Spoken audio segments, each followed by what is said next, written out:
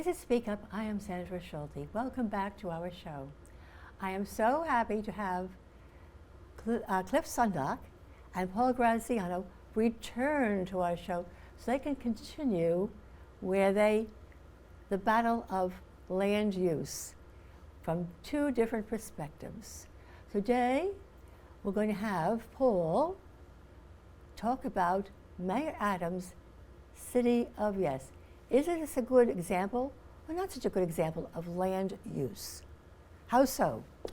So let's go back a little bit, which is to say that for 61, well, since 1961, when the current zoning resolution, which is what land use is basically guided by in the city of New York, there is the capacity, and I think this is very important for people to understand. We have about 8 million people in the city of New York.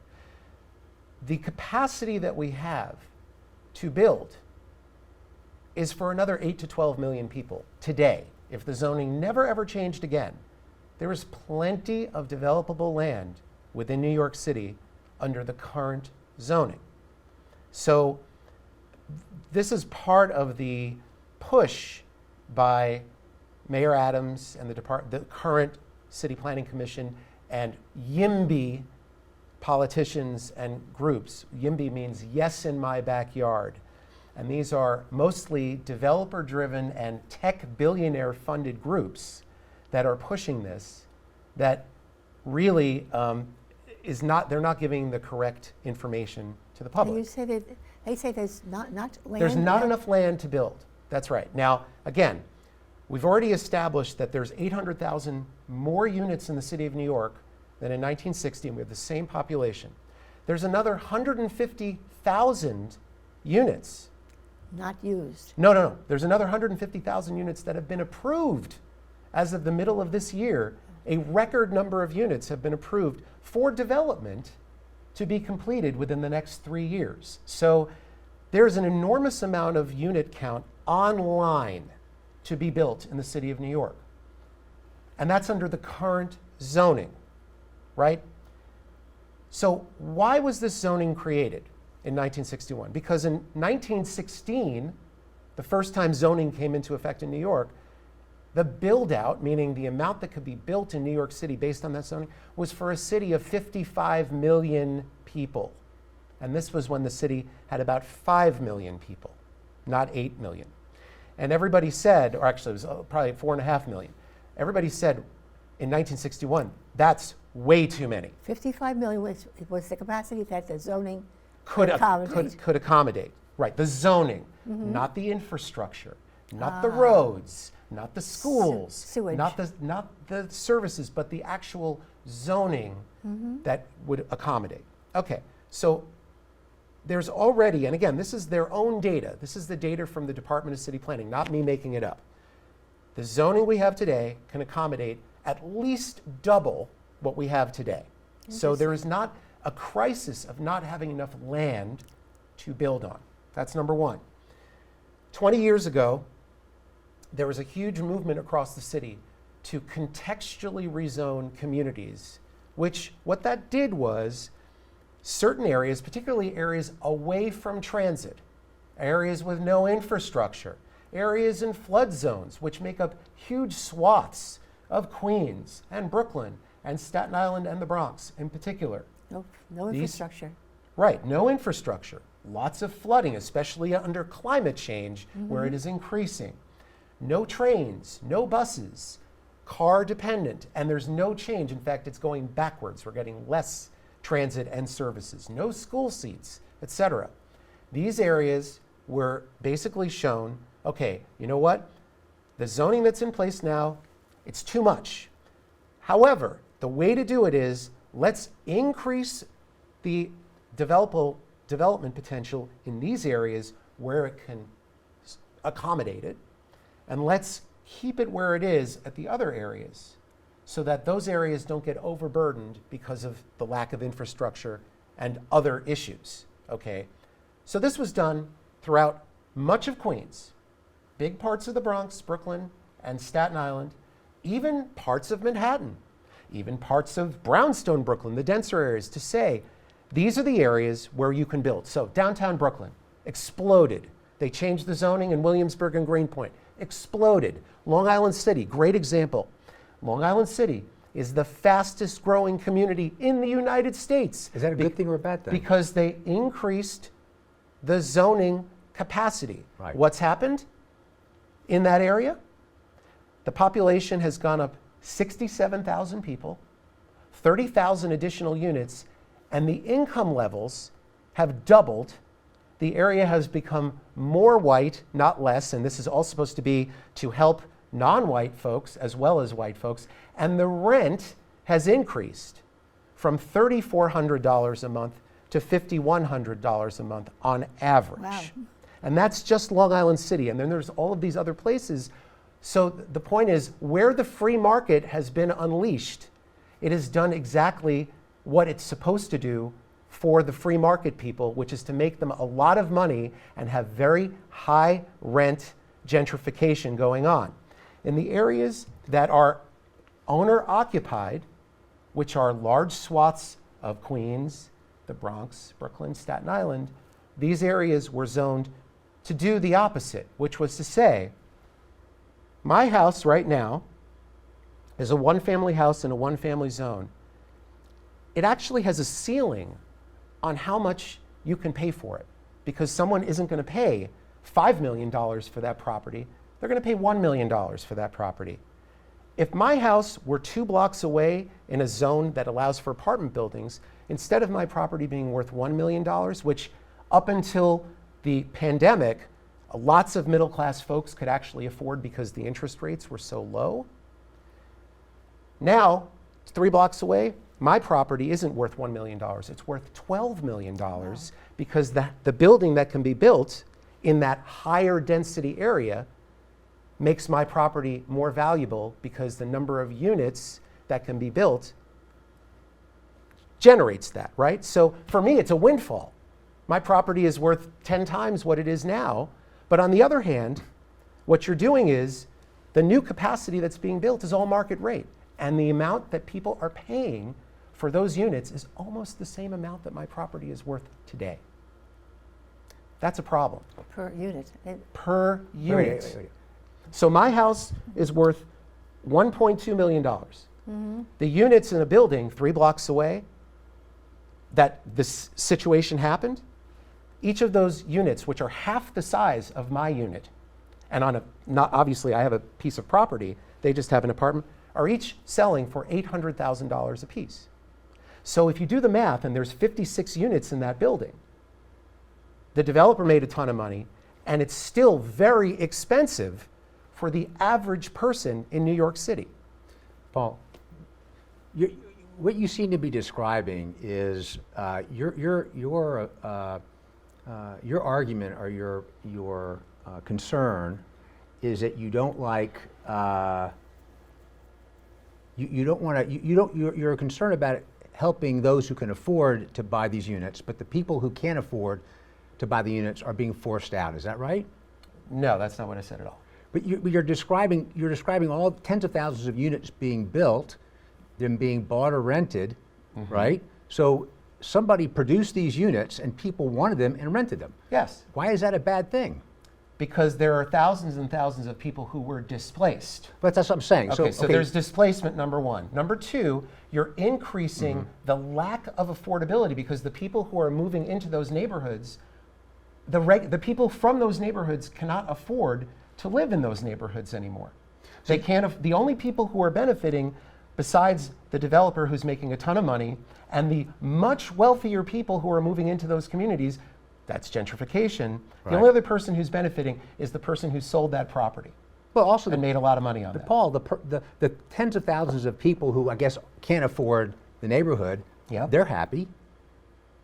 Why are they happy? Because they moved to Long Island The tens City. of thousands who moved, who can afford. Right. Correct. So so what you're saying is Right. we want to leave the 5,000 people that are there, we'll want to keep there and they're happy, but the 30 or 40,000 people that would move there and pay higher rent and may be happy, So- you don't wait. I might ask a question. You don't want them to come. You want them to stay away. No. I'm okay with people coming. What I don't want that to do, that was a decision by that community board, right? Community board. That was hold a up. decision by the development community. They Hold on. built no, the buildings. No, time out. That's not true. Okay. That was a decision by Community Board 1 and 2 in Queens to support the upzoning of their community to encourage more development in their community.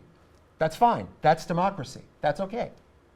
No That's- problem. Well, that's free markets. No, that's not free markets. That's No? a decision by government to do that. Oh, okay. Okay. Our community said, we want development in these areas. We want less development in these areas. These are the areas that are appropriate. They're on transportation. They make sense. They have access to things, et cetera.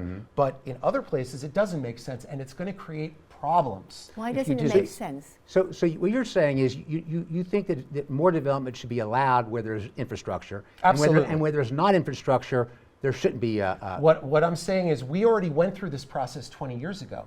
We went through this process 20 years ago, and we carefully fine-tuned these rezonings so that where capacity was possible, we zoned it to allow for more development. And where it was not possible, where it's going to create problems, we said, let's leave it this way. Okay, well, Okay, wait. The city of Yes blows all of that I'm up. trying to find common ground. The city between- of Yes removes all of that. No, okay, you know more about the I city sure of Yes. do. Yeah. So Yes. if you relax if you relax the regulations, Paul, all you're really doing is becoming more flexible, and the property is able to adapt more. If you have fewer restrictions, and you can do more things with the property. I think he's saying, for instance, he mentions there are flood zones. He mentions there's areas where there isn't sufficient sewage supply. There isn't sufficient water pipes, etc. Well, I don't know that, Paul. In Long Island City, where now there's 40,000 new units, there is enough sewage capacity. Yes. So, but you were criticizing it. Here's No, a I'm not criticizing. Oh, I thought it. you were. Well, the only thing I'm criticizing is the fact that this was sold as a way to generate more units to make it more affordable, and it did the exact opposite. Okay, we're that. mixing it. I think he's saying that it was supposed to be affordable so that you could have very low-income people who You could have a possi- mix of incomes, and what's happened is the lower and moderate income people have all been thrown out. But Paul. That's a different issue. It's all reality. Okay, wait. They're all the No, wait, same. Paul. They're all parts of a puzzle here. I'm You trying can't- to understand. You have an area. Yep. And there's sufficient infrastructure. Yep. Okay, you have plenty of you have utilities. If there's no problem with flooding. Well, wait. Let me. I'm Yep. trying to understand what you're saying. And you could increase the number of units by 20,000, but you're going to displace people. Yep. But it's fine to develop 20,000 units there. Is that okay with you? The problem is that while in theory they have the infrastructure, they don't. And that's in Long Island you're changing City. it. No, I'm giving Well, you a premise. Paul, I'm giving you a premise. Let's assume for a moment, there is sufficient infrastructure. Yep. You have a subway, all the infrastructure is Yep. there, and you can increase the number of units by 20,000. Correct. But you're going to have to displace 5,000 people. Right. Is that okay? Well, again, there should be anti-displacement mitigation going on for those 5,000 people, because those are people who are renting mostly, and they're in a situation where their building is going to get sold and redeveloped.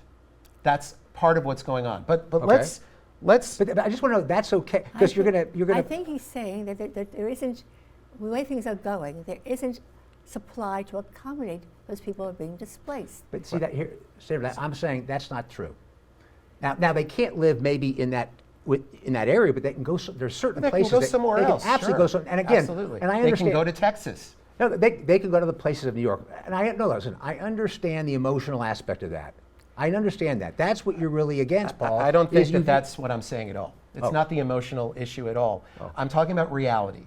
You're talking about this from a think tank perspective, and I'm talking I'm really about not this talking. No, I'm not. I'm talking from reality. No, you're not talking from reality. You're talking from the developer's perspective of reality. And I'm telling you from the owner-occupied person who is the property owner in Queens. I live in a neighborhood that's 70% single-family homes, for example. Just giving you an example.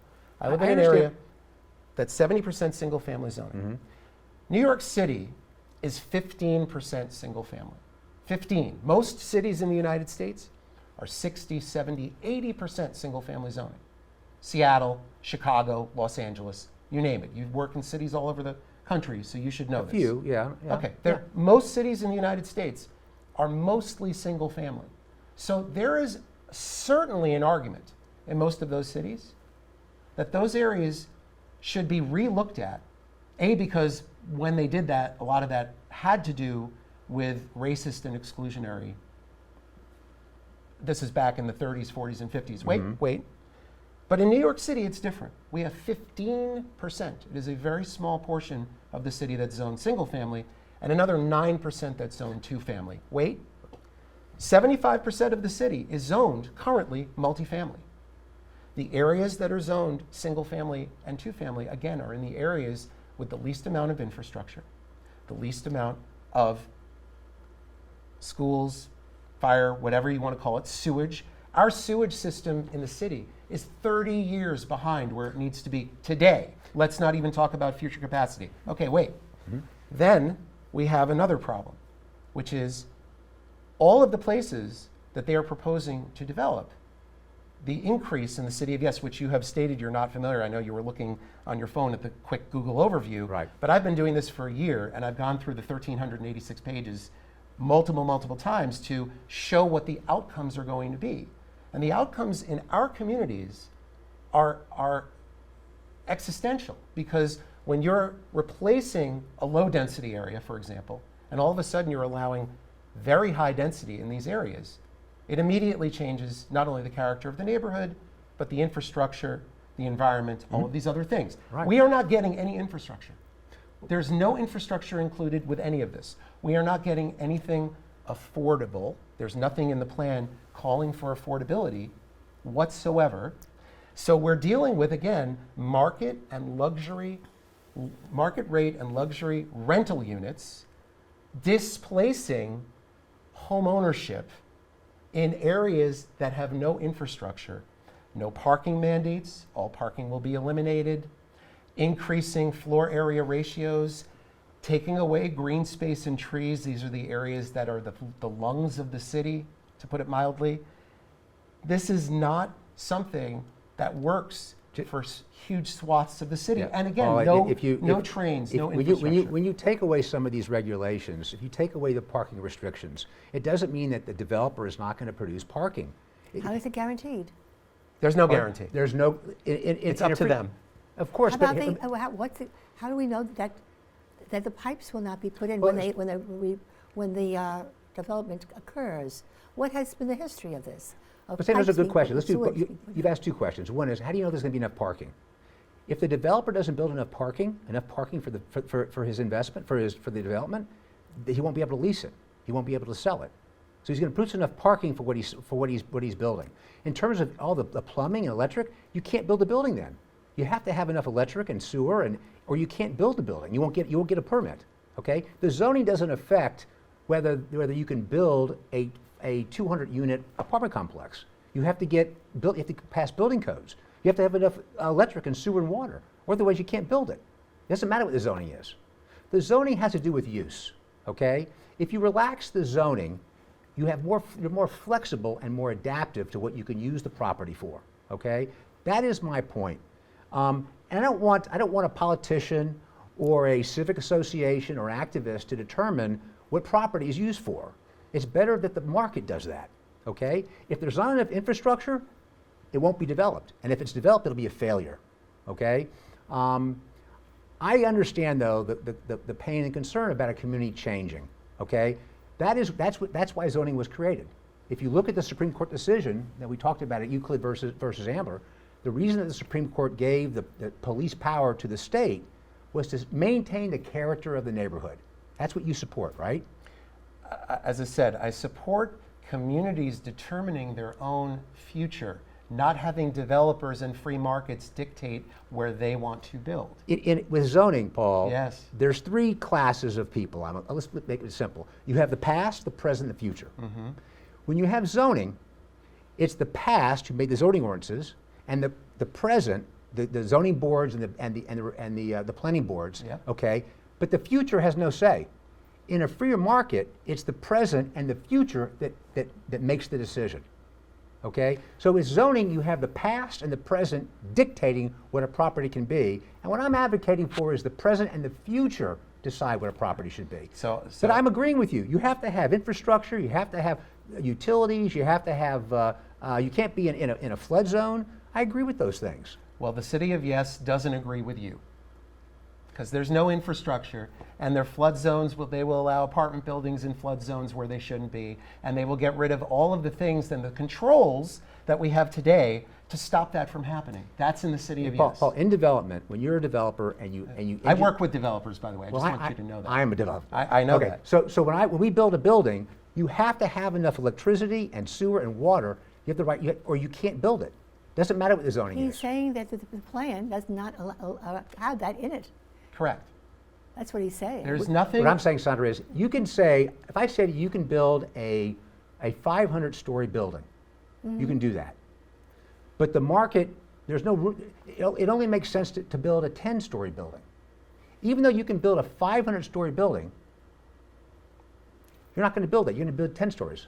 If you're in a suburban area with only single-family housing, and there's no market for a high-rise, even Sandra, even if you can build a high-rise, it won't happen. I think he's saying that because people don't look into, is there enough sewage, is there enough transportation, et cetera, they say, oh, I like this build the way it looks.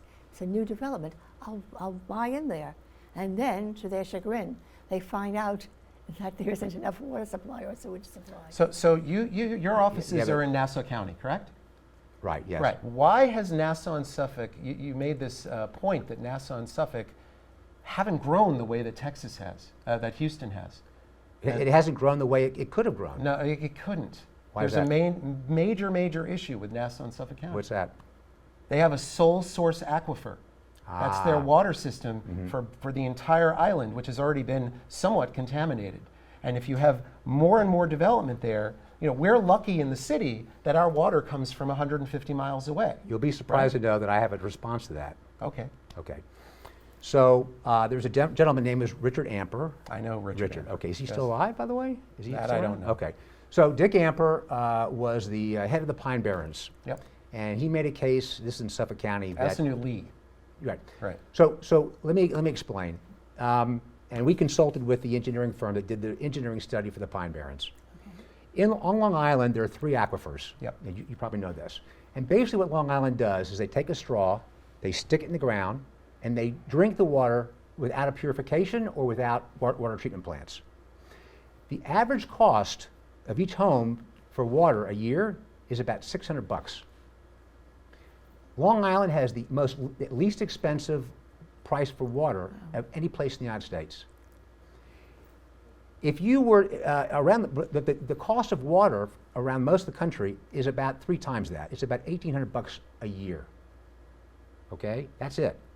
So if you were to allow development and you had water treatment plants in Suffolk County, and you could run sewers to every single property, you'd be able to increase the density on Suffolk County tenfold. The water is not a problem. It's in Long Island. They don't use water treatment plants and they don't purify water, which happens. They're not even on sewers. Only 20% of all the property buildings in Suffolk County are on sewers. That's unheard of. It's not unheard of. There is no suburban or urban area in the U.S. that is less than 50% on sewer. Well, my grandfather was an engineer who designed the 3rd aqueduct system for New York City. Wow. Okay, he actually designed most of the tunnels and some of the reservoirs. All right. Okay, so I come from that background, and I can tell you, you can't engineer your way out of everything. Sometimes it's better to preserve the resources that you have rather than say, you know what? Let's build, build, and we'll worry about that stuff later. And that's the problem when you're talking about the future, because the future isn't where we are. We're in the present. And when you look at past practices and present, and you look at the future, it's better to be more conservative in figuring stuff out. Now, gentlemen, Yes. What would you like the audience to take away with them? Clifford, you first. What I'd like to take away is that one of the most sacred things, I think, certainly in this country, is property rights. Okay, and the rule of law, and markets. And what I think, Paul, and your argument is that you want to override individual property rights, which was best for the community, and you want to have a certain an elite or certain rules that dictate what people can use their property for. And I think that has a lot of unintended harmful consequences. And I think real estate's very, very important. As I said, it's probably the most influential component of our cost of living and of a company's doing business. And to the extent with which we can create value, in real estate, I think we'll be more prosperous, and I think also people will be more peaceful. Your turn. So I'm going to take a slight umbrage to your discussion of, I think you said elite. Our communities voted on this. We had thousands and thousands of people who made the decision that there are certain things that aren't based on real estate values. They're based on quality of life, which you cannot quantify in dollars and cents. And when we did these rezonings 20 years ago, they were done with massive buy-in from the communities, where we went door to door and made sure that every single person was in favor, or at least 90% in most cases. This is about actual democracy. And the idea that we decided how we were going to determine and shape our future, not being dictated, unfortunately, by quote unquote the free market, which is really either the government removing all regulations that are protecting us, or being determined by developers such as yourself. I want to thank both you gentlemen for coming on this show. Until the next time, this is Speak Up. I am Sandra Schulte. Have a wonderful, wonderful rest of the day. Goodbye.